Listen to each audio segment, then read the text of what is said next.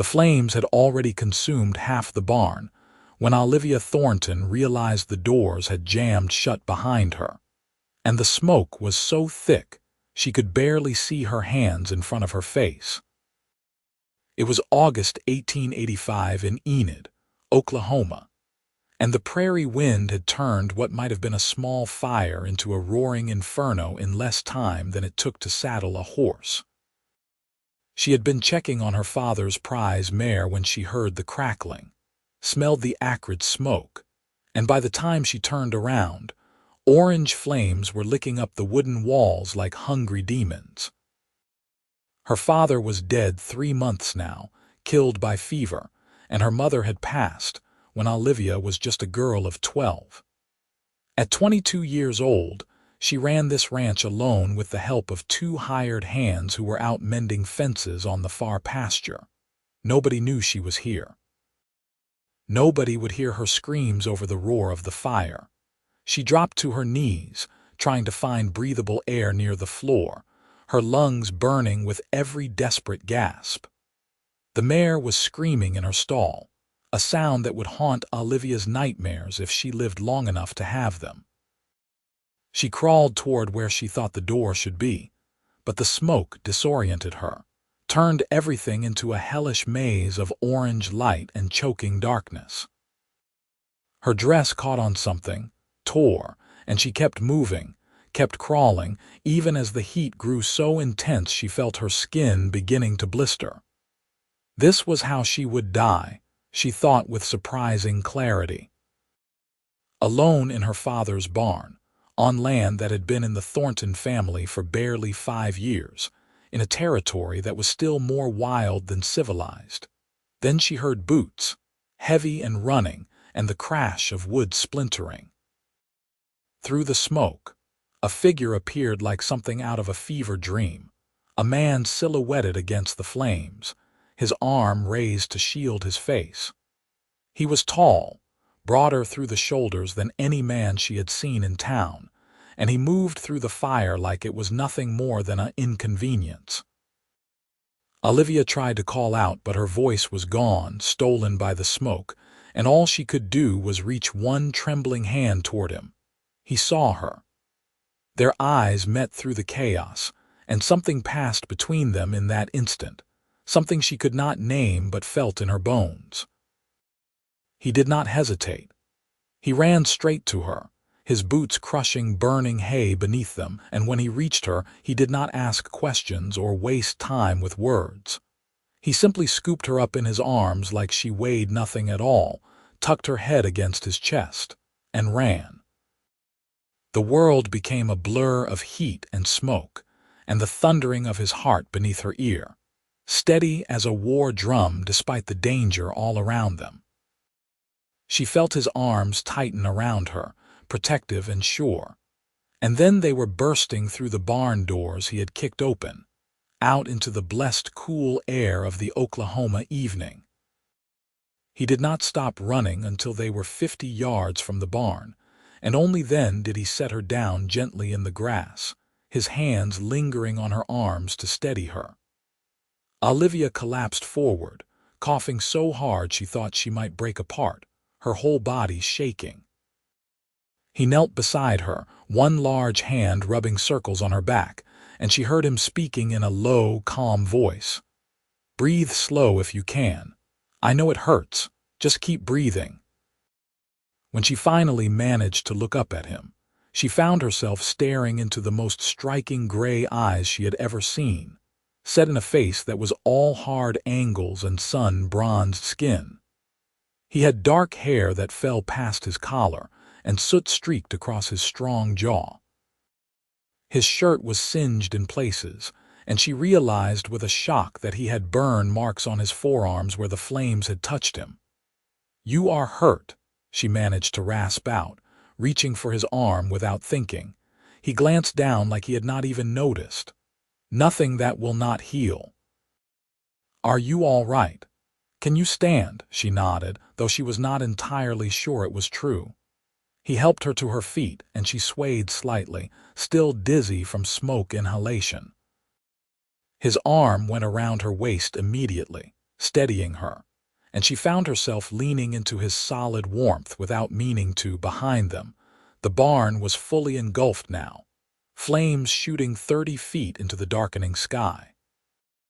The mare's screaming had stopped, and Olivia felt tears sting her already burning eyes.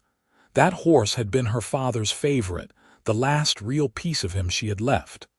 "I am sorry about your animal," the stranger said quietly, as if reading her thoughts.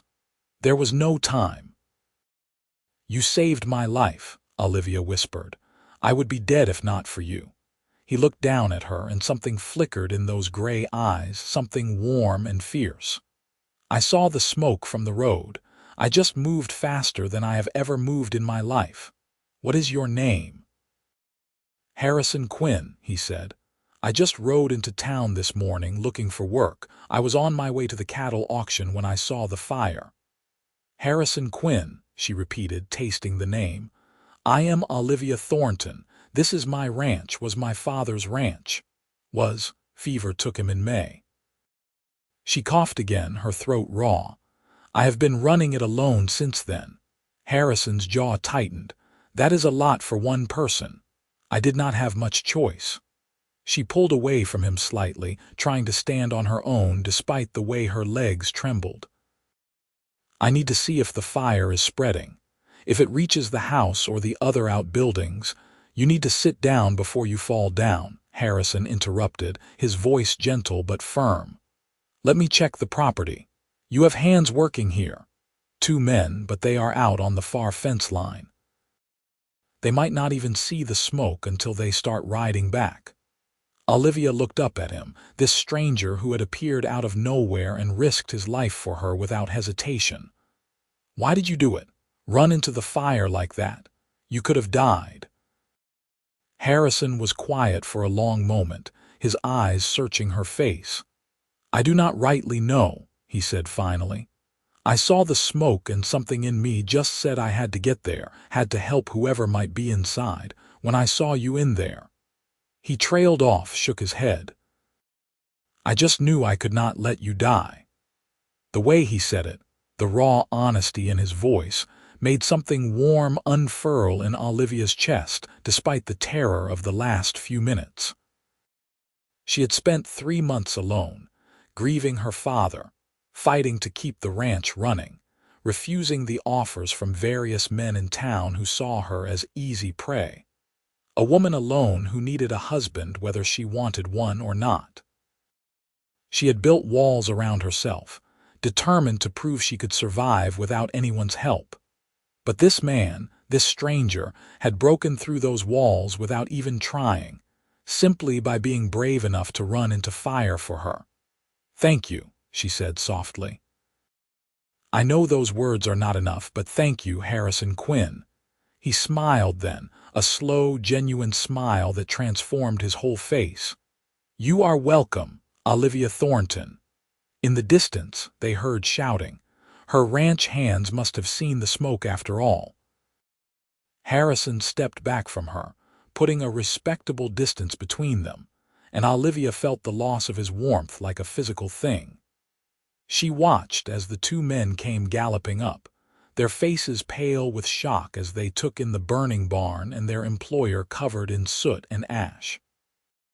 "Miss Thornton, what happened?"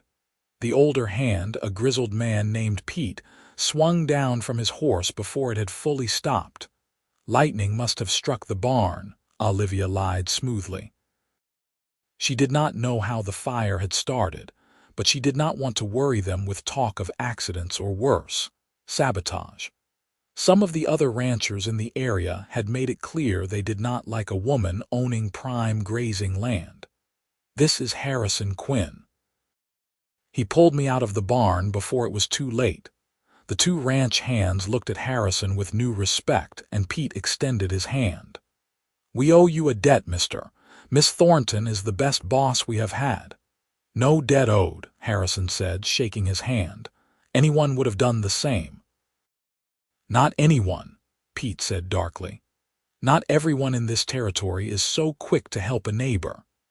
They spent the next hour making sure the fire did not spread, hauling water from the well to wet down the surrounding grass and buildings. Harrison worked alongside Pete and the other hand, a younger man named Jim, and Olivia watched him despite herself. He moved with the easy confidence of someone who had spent his life doing hard physical labor, his muscles flexing beneath his singed shirt, his face set in determined lines. Several times she caught him glancing her way, checking on her, and each time their eyes met she felt that same strange pull, like a rope tied around her ribs drawing her toward him. By the time the barn had burned down to smoldering embers and the danger was past, full dark had fallen. Olivia's hands were shaking with exhaustion and shock, and Harrison appeared at her elbow with a dipper of cool water. "You need to rest," he said quietly. "I need to figure out how I am going to rebuild that barn with no money," she replied, but she took the water and drank gratefully. One problem at a time. He looked toward the house, a sturdy two-story structure her father had built with his own hands. "You have somewhere to go tonight, someone who can stay with you." Olivia bristled slightly at the implication she could not take care of herself, but then she saw the genuine concern in his face and softened. "I will be fine. Pete and Jim sleep in the bunkhouse. I am not alone on the property."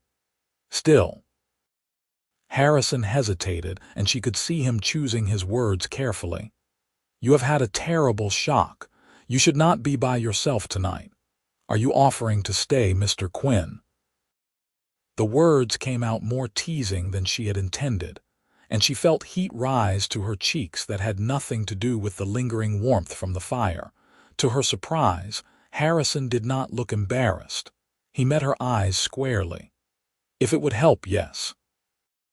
I can sleep on your porch, make sure nothing else goes wrong tonight. I do not have anywhere else to be. You said you were looking for work." "I am." Olivia made a decision that she knew was probably foolish, that her father would have cautioned her against, but that felt absolutely right in her bones. "I cannot pay you much, but I need another hand. Especially now with the barn gone and the rebuilding to do. If you want the job, it is yours." Harrison's eyes widened slightly. "You are offering me work. You just met me. You ran through fire to save my life. That tells me more about your character than any reference letter could." Olivia straightened her shoulders, ignoring the way her body ached. "Do you know cattle, horses?" "I grew up on a ranch in Texas," Harrison said. "I know my way around livestock. Left home a few years back to see more of the territory, been working my way north taking jobs where I could find them." "Why did you leave home?" A shadow passed over his face. "My father and I did not see eye to eye on some things. He wanted me to marry a woman I did not love, take over his ranch the way he saw fit. I wanted to make my own way." Olivia nodded slowly. She understood the desire for independence, the need to prove yourself on your own terms. "The job is yours if you want it. Pete can show you to a bunk in the morning, tonight." She hesitated, then decided to be bold. "Tonight you can take the spare room upstairs. You are hurt, Mr. Quinn, even if you will not admit it. Those burns need tending, and I have salve in the house." "Harrison," he said softly, "if I am working for you, you should call me Harrison." "Harrison," she repeated and liked the way his name felt in her mouth. "And you should call me Olivia." "Olivia." He said it like a prayer, and something in her chest tightened. They walked to the house together, leaving Pete and Jim to finish securing the property. Inside, Olivia lit the lamps with trembling fingers while Harrison stood awkwardly in the doorway, too polite to enter fully without explicit permission. The house was simple but comfortable, furnished with pieces her father had made or traded for in town. It was clean and well kept, though Olivia was suddenly aware of the mending piled on the chair by the fireplace, the dishes still sitting in the wash basin from breakfast. "Sit," she ordered, pointing to the kitchen table. "Let me see your arms." Harrison obeyed, settling onto the wooden chair and rolling up his sleeves. The burns were worse than Olivia had realized, angry red welts that wrapped around his forearms in several places. She drew in a sharp breath. "These need real doctoring. Dr. Mills in town will charge money you do not have," Harrison finished. "The salve will do fine. I have had worse." "I do not doubt it, but that does not mean you should suffer needlessly." Olivia fetched the tin of salve her father had always kept for burns, along with clean bandages and a bowl of cool water. She sat down across from Harrison and took his right arm gently in her hands. The moment her fingers touched his skin, she felt it again, that spark of connection, and she knew from the way his breathing changed that he felt it too. She focused on cleaning the burns carefully, trying not to hurt him, though she saw him wince once or twice. His arms were corded with muscle and marked with old scars, evidence of a hard life lived outdoors. Her own hands looked small and pale against his sun-darkened skin. "Tell me about Texas," she said softly, needing to fill the silence with something other than the sound of her own racing heart. Harrison was quiet for a moment. "It is different from Oklahoma. Hotter, drier in some parts. My father's ranch was in the hill country, good land for cattle and sheep both. I have 2 younger sisters who probably still live there, married to men my father approved of. You miss them." "Every day." His voice was rough with emotion. "But I could not be who they wanted me to be. I needed to find my own way." Olivia understood that more than he knew. She began applying the salve, her touch as gentle as she could manage. "My father brought me here from Missouri after my mother died. I was 12 and angry at the whole world. I did not want to leave the only home I had ever known." She smiled sadly at the memory. But he needed a fresh start, and this territory was opening up for settlement. "We claimed this land in the run of 1879, built everything from nothing. It was hard, but we were happy." "He would be proud of you," Harrison said, "running the place alone, refusing to give up." "How do you know I have refused to give up? Maybe I have been planning to sell." "No." Harrison shook his head. "I can see it in the way you look at this land, this house. You love it. You would fight tooth and nail to keep it." He was right, and the fact that he could read her so easily after knowing her for less than 2 hours should have frightened her. Instead, it made her feel seen in a way she had not felt since her father's death. She finished bandaging his right arm and moved to the left, her fingers working carefully around the worst of the burns. "Why did you really come to Oklahoma?" she asked. Harrison met her eyes, and she saw something raw and honest in his gaze. "I was looking for something," he said quietly. "I did not know what until I saw that barn on fire and knew someone might be inside, until I saw you." Olivia's hand stilled on his arm. "Harrison, I know it sounds crazy." He did not look away. "I know I have no right to say such things to you, not now, not like this. But when I carried you out of that fire, Olivia, it felt like the first thing I have done in years that truly mattered. It felt like I was exactly where I was supposed to be." She should have pulled away. She should have finished bandaging his arm and sent him to the spare room and maintained proper distance between employer and employee. Instead, she found herself leaning closer, her eyes locked on his. "It did not feel crazy to me," she whispered. "When you ran through those flames, when you picked me up, I felt safer than I have felt in months, and I do not even know you." "Then let me stay," Harrison said. "Let me work for you, help you rebuild. Let us get to know each other properly." "That is what I am afraid of," Olivia admitted. "Getting to know you. Because I think I am already halfway to caring about you, Harrison Quinn, and that terrifies me." He reached up with his unbandaged hand and touched her cheek, so gently she barely felt it. "I am terrified too, but I am not running from this. Not from you." She finished bandaging his left arm in silence, trying to steady her breathing, trying to think clearly. When she was done, she stood up and stepped back, putting necessary space between them. "The spare room is upstairs, first door on the right," she said, her voice not quite steady. "There are blankets in the chest at the foot of the bed. I will make breakfast in the morning." Harrison stood as well, respecting her unspoken need for distance. "Thank you, Olivia, for everything." She watched him climb the stairs, listened to the sound of his boots on the floorboards overhead, and then stood alone in her kitchen for a long time, staring at the tin of salve and trying to make sense of what had just happened. She had nearly died tonight. She had been saved by a stranger. And now that stranger was sleeping upstairs in her house, and she had offered him a job, and the whole thing was wildly improper and probably foolish, and felt more right than anything had felt in a very long time. Sleep did not come easily that night. Olivia lay in her bed listening to the old house settle, aware of Harrison's presence just down the hall in a way that made her skin feel too warm. She kept replaying the moment when he had burst through the smoke, the way his arms had felt around her, the steadiness of his heartbeat against her ear. She kept seeing the look in his eyes when he had touched her cheek, the raw honesty when he said he was not running from this.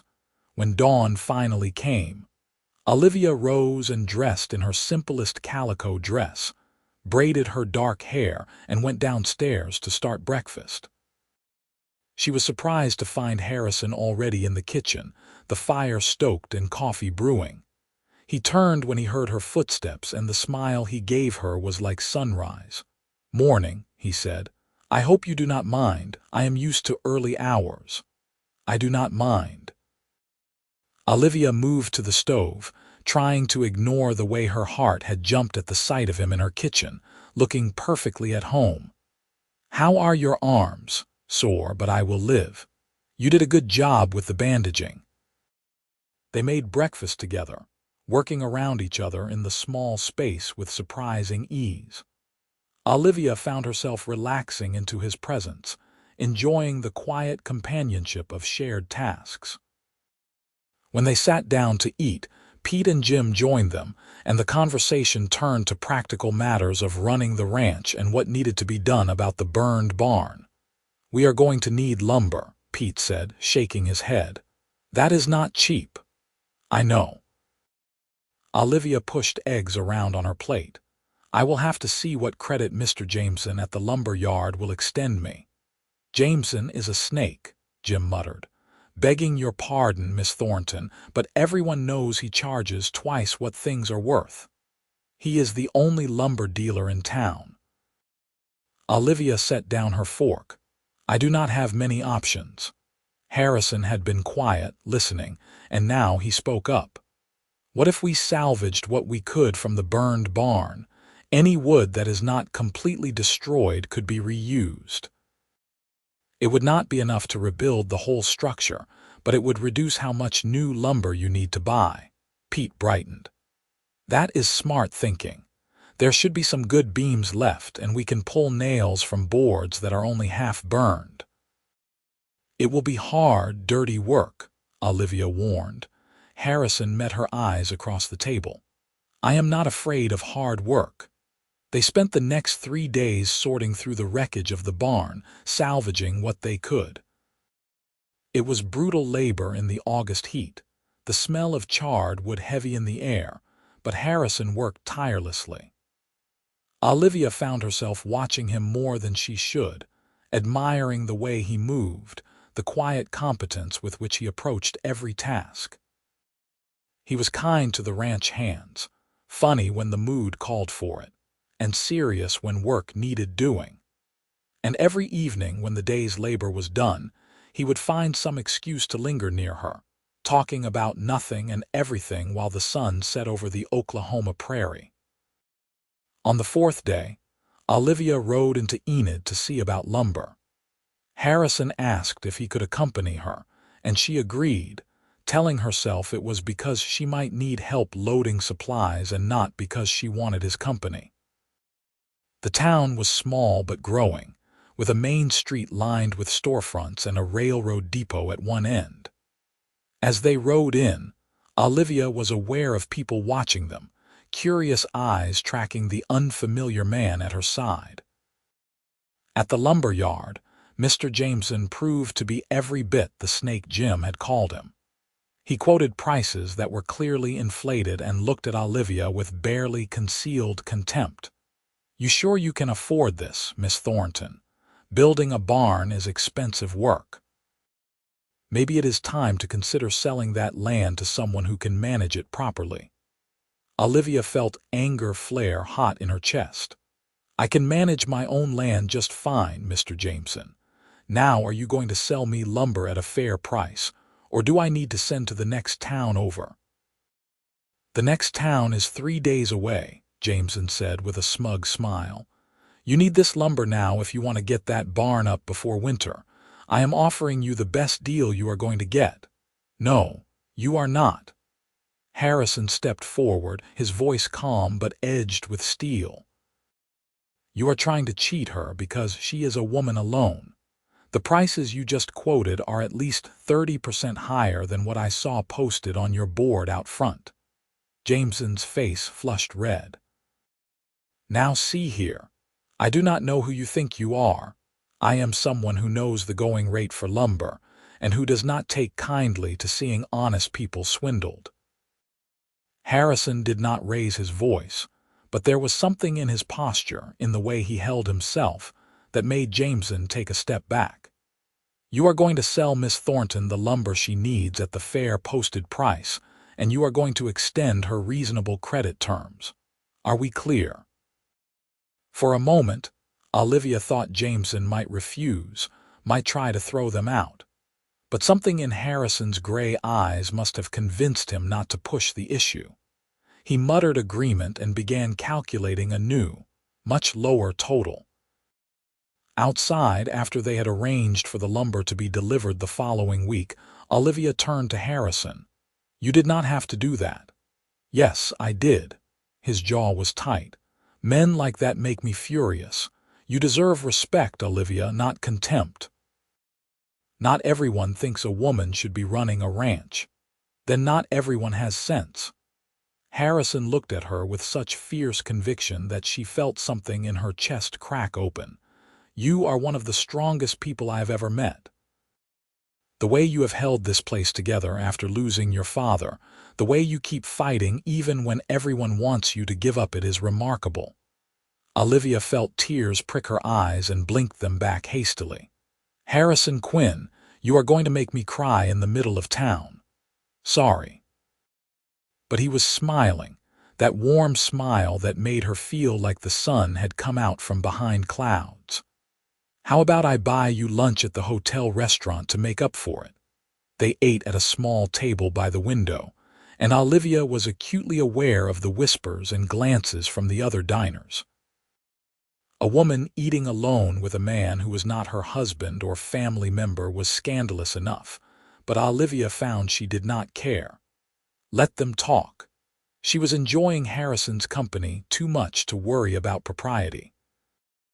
Over roast chicken and potatoes, Harrison told her more about his life in Texas, about the restlessness that had driven him north, about the odd jobs he had worked over the past 2 years.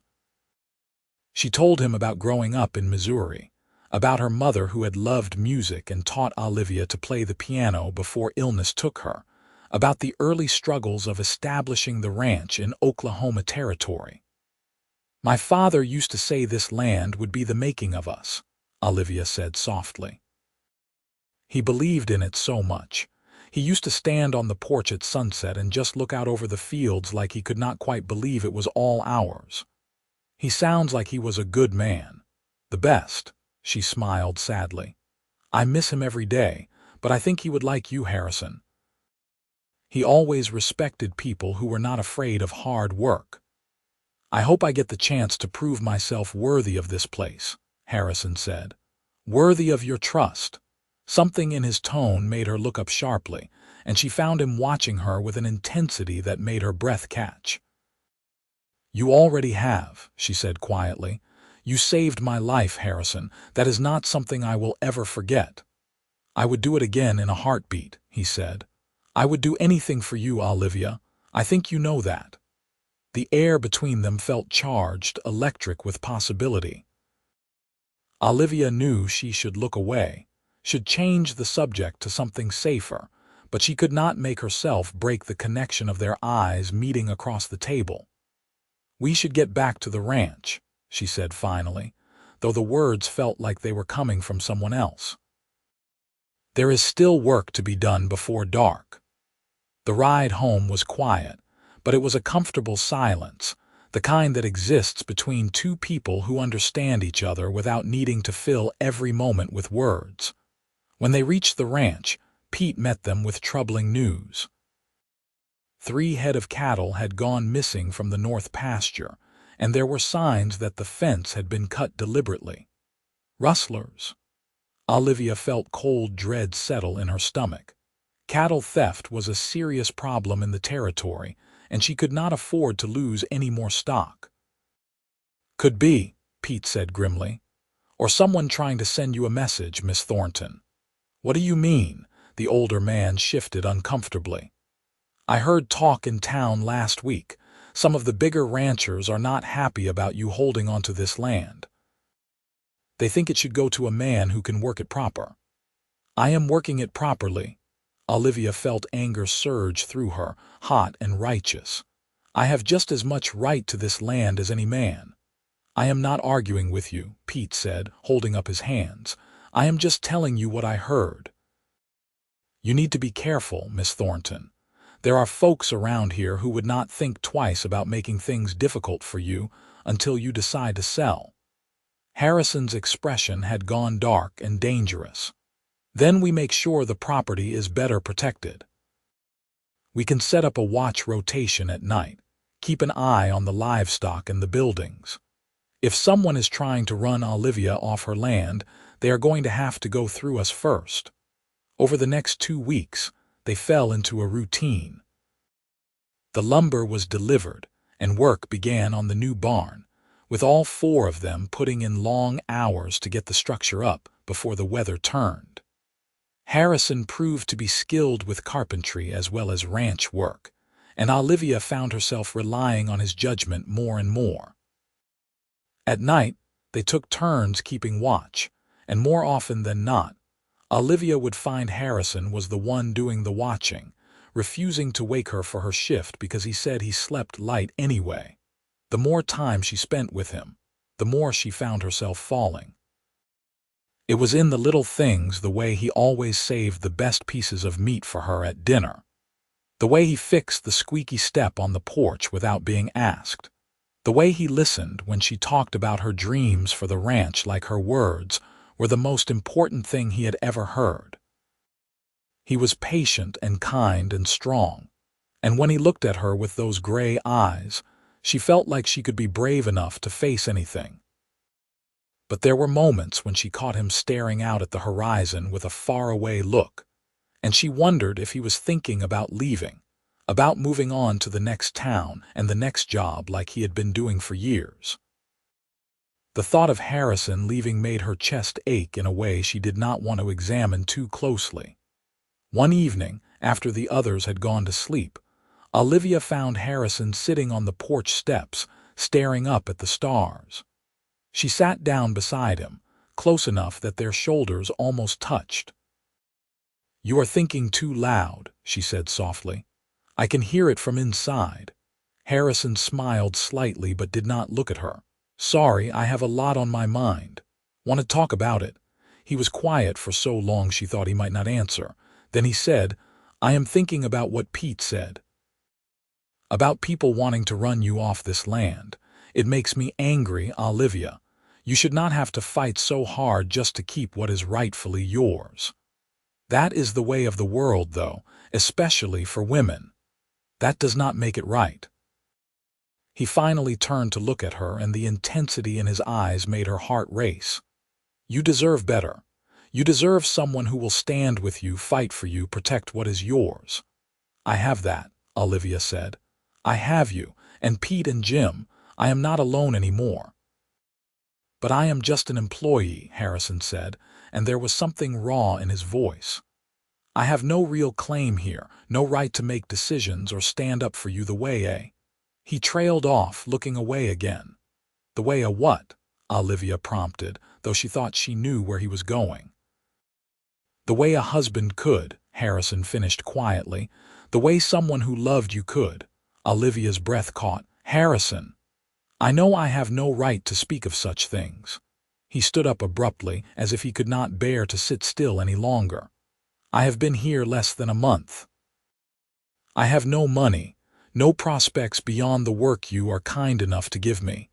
But God help me, Olivia, I cannot stop thinking about you, about us, about what it would be like to build a life here with you, to wake up every morning knowing I got to work beside you and stand with you. And Olivia stood up and kissed him.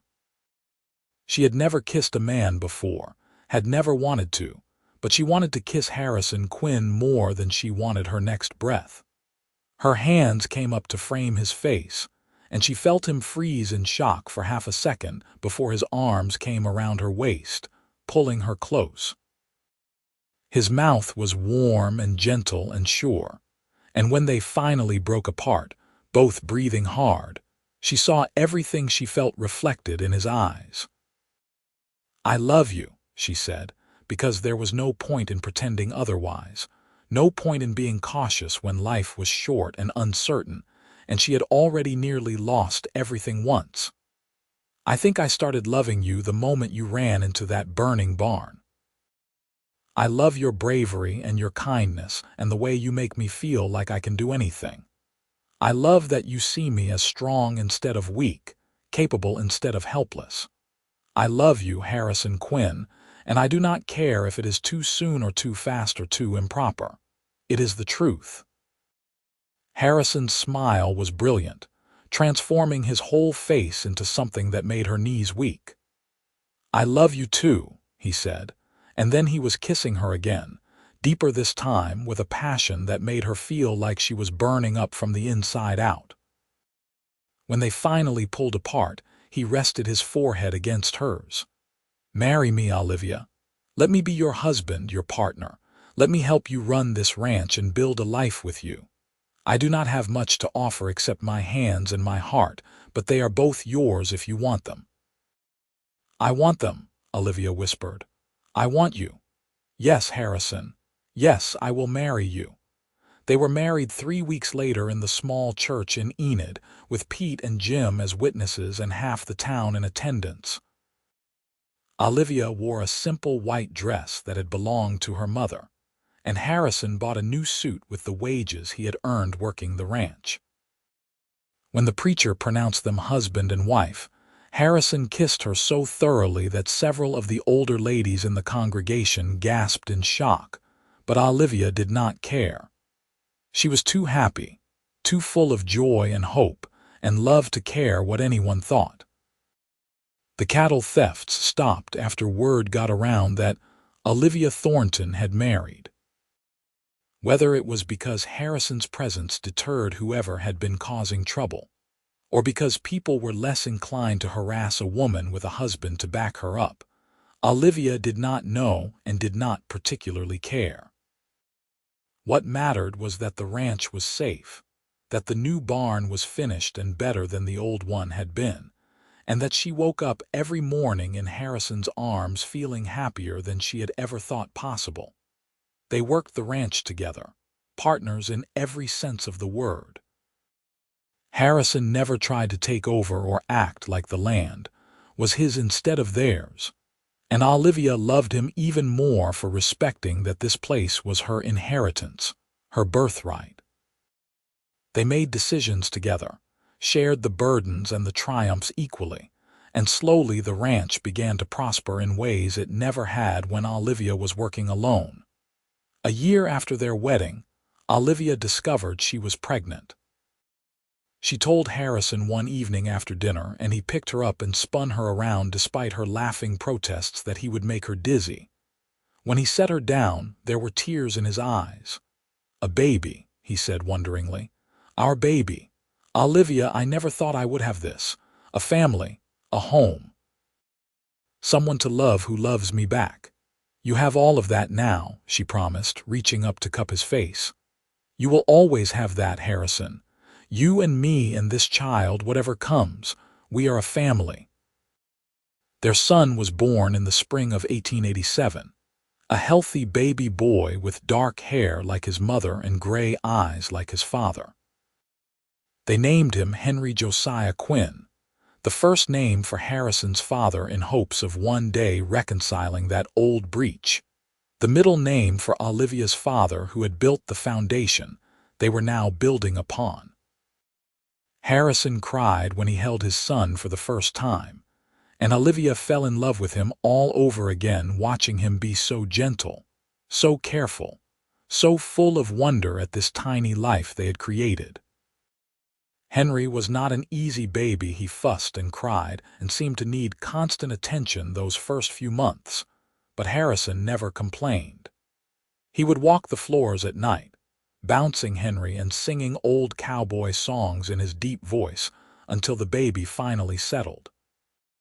He changed diapers without being asked and brought Olivia tea when she was exhausted from nursing, and told her every day that she was the strongest, most beautiful woman he had ever known. When Henry was 6 months old, Harrison's youngest sister showed up at the ranch unannounced.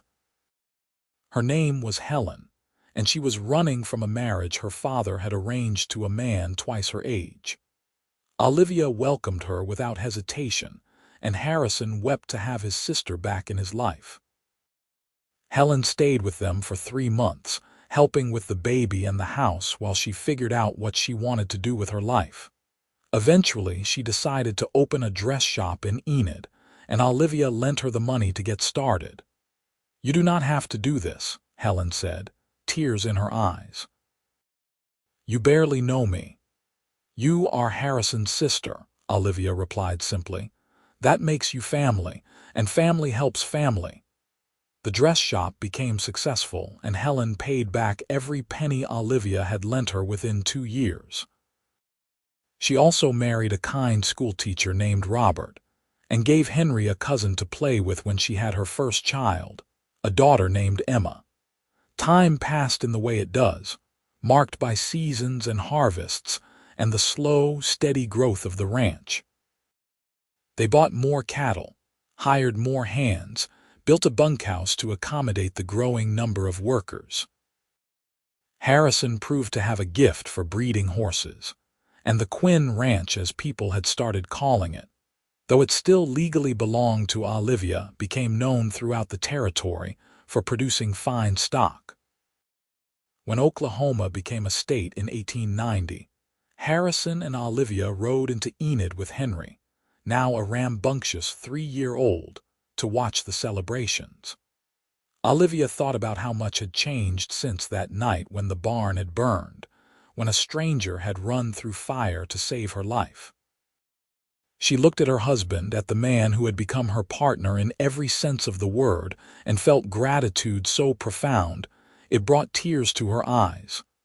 "What are you thinking about?" Harrison asked, catching her expression. "Just how lucky I am," Olivia said. "How different my life would be if you had not come along that day, if you had not been brave enough to run into that fire." Harrison took her hand, threading his fingers through hers. "I am the lucky one, Olivia. You gave me everything I was looking for without even knowing I was looking for it. A home, a purpose, a family. You." They had 2 more children in the years that followed, a daughter named Opal in 1892 and another son named Harold in 1895. The ranch continued to grow and prosper, becoming one of the most successful operations in the region. But more than the land or the cattle or the money, what mattered to Olivia was the life she and Harrison had built together, the partnership they had forged in fire and love and stubborn determination to make their own way in the world. On their 20th wedding anniversary, Harrison took Olivia out to the spot where the old barn had stood. There was no trace of it left now. The new barn they had built together stood 30 yards away, bigger and sturdier than the original had ever been. but Olivia knew why he had brought her here. "I think about that night sometimes," Harrison said quietly. "How close I came to riding past, to telling myself it was not my problem. What would have happened if I had been 5 minutes later if I had not seen the smoke in time?" "But you did see it," Olivia said, leaning into his side. "You did not ride past. You ran into that fire and you saved me, and you changed the course of both our lives." "Best decision I ever made," Harrison said, turning to face her fully. He looked older now, lines etched around his eyes from years of working in the sun, but he was still the same man who had carried her out of the burning barn all those years ago. Still strong, still steady, still hers. "I would do it again, you know, every single time. I would run through any fire to get to you, Olivia Quinn." She kissed him then, long and sweet, and when they pulled apart she was smiling. "I know you would. That is one of the many reasons I love you." They stood together in the Oklahoma twilight, watching the sun set over land they had worked and fought for and built a life upon. In the distance, they could hear their children playing, their laughter carrying on the evening breeze. The ranch was alive with the sounds of horses and cattle, and the men calling to each other as they finished the day's work. It was everything Olivia's father had dreamed of and more, a legacy built on love and partnership and the courage of a man who had not hesitated to run into fire when someone needed saving. "You ever regret it?" Olivia asked suddenly. "Staying here? You wanted to see the world to make your own way. Instead, you have been stuck on this ranch with me for 20 years. Harrison laughed, a warm, rich sound. "Stuck? Olivia, I have never felt stuck a day since I met you. This ranch, our children, the life we have built, this is my way. The way I chose. And I would choose it again in a heartbeat. I would choose you always." That night, lying in bed with Harrison's arms around her, and the sounds of the ranch settling into sleep around them, Olivia thought about all the ways life could change in an instant. One moment you could be trapped in a burning barn, sure you were going to die alone, and the next a stranger could run through flames to save you and end up becoming the love of your life. One moment you could be a woman alone fighting to keep your inheritance, and the next you could have a partner, a family, a future so bright it almost hurt to look at. She thought about her father and hoped that wherever he was, he could see what she had made of the land he had loved. She thought about her mother and hoped she would be proud of the woman Olivia had become, the life she had chosen. Most of all, she thought about Harrison, about the courage it took to run into fire for a stranger, and the even greater courage it took to stay and build a life together. "I love you," she whispered into the darkness. "I love you too," Harrison murmured back, already half asleep. "Always have, always will." Olivia closed her eyes and let herself drift, secure in the knowledge that whatever challenges tomorrow brought, they would face them together. They had survived fire and hardship, and the doubts of those who said a woman could not run a ranch and a drifter could not settle down. They had built something beautiful and lasting from the ashes of that burned barn, something that would endure long after they were gone.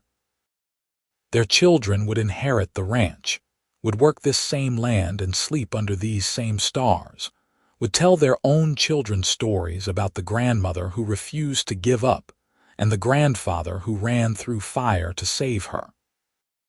The legacy they were building was not just in acres and livestock and buildings, but in the example they set, the love they shared, the proof that courage and partnership could overcome any obstacle. Years later, when they were old and gray and watching their grandchildren play in the yard, Harrison would sometimes look at Olivia, and she would see that same fierce love in his eyes that had been there the night he carried her from the burning barn. And she would reach for his hand and hold on tight, grateful beyond words for the stranger who had appeared through smoke and flames to save her life, and ended up giving her everything she had ever wanted, and more than she had ever dared to dream. The ranch continued to thrive under their care, passing eventually to Henry, who ran it with the same dedication his parents had shown, and then to his children after him. But the heart of it, the foundation upon which everything else was built, was always the love story that began with fire and fear, and a cowboy brave enough to run into danger without hesitation.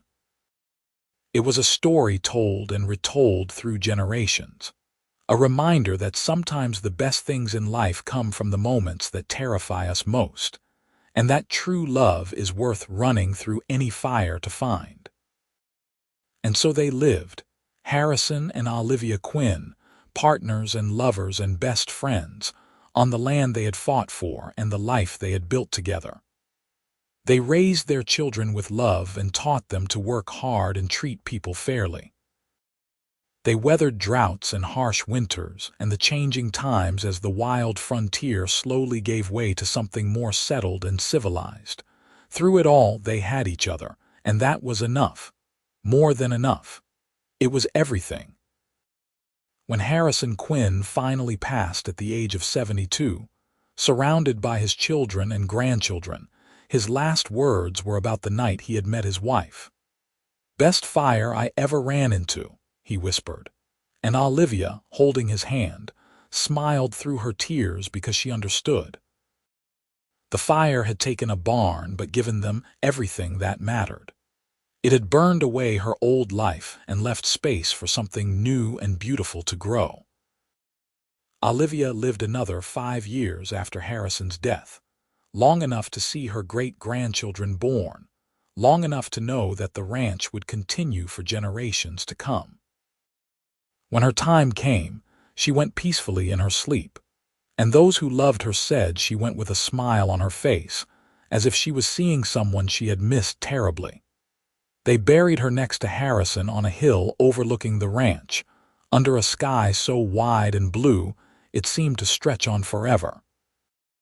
And if you visit that place today, you can still see the Quinn Ranch thriving, still see the land that Olivia's father claimed and Olivia herself fought to keep, and Harrison helped her build into something lasting. The barn that stands there now is not the original. Of course, that burned down in 1885.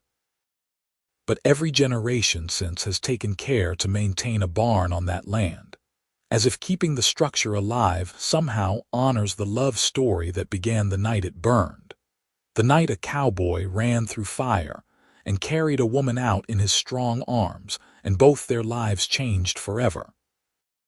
It is a testament to courage and love, and the kind of partnership that can withstand any trial.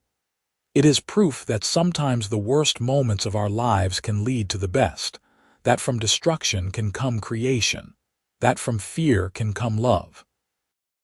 And it is a reminder that heroes do not always announce themselves with fanfare or glory.